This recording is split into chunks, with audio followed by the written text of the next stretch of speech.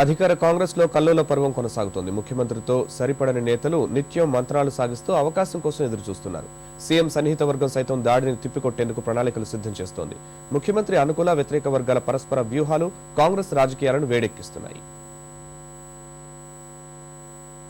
మంత్రివర్గ విస్తరణ అనంతరం చోటు చేసుకున్న పరిణామాలు, మద్యం సిండికేట్ల వ్యవహారంలో మంత్రి మోపిదేవిపై ఆరోపణలు అధికార కాంగ్రెస్ ను ఉక్కిరి బిక్కిరి చేస్తున్నాయి.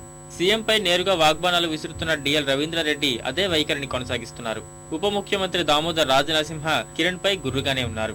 శాసనసభ సమావేశాల సన్నాహాల కోసం నిన్న ముఖ్యమంత్రి నిర్వహించిన సమావేశానికి ఆయన రాలేదు.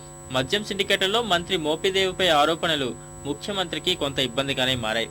ఈ వ్యవహారం చినికి గాలివానిలా మారుతోందని, అది మంత్రులు ముఖ్యమంత్రికే నష్టమని పార్టీ వర్గాలంటున్నాయి. తాజా పరిణామాలతో కిరణ్ తమకు ప్రాధాన్యం ఇవ్వలేదని భావిస్తున్న నేతలను కలుపుకొని పోయే పనిలో పీసీసీ అధ్యక్షుడు బొత్స ఉన్నారు.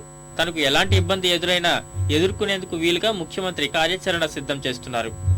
ఇప్పటికే మంత్రివర్గంలో తన మనుషులను చేర్చుకున్న ఆయన విప్ల నియామకంతో బలాన్ని మరింతగా పెంచుకున్నారని పార్టీ వర్గాలు అంటున్నాయి.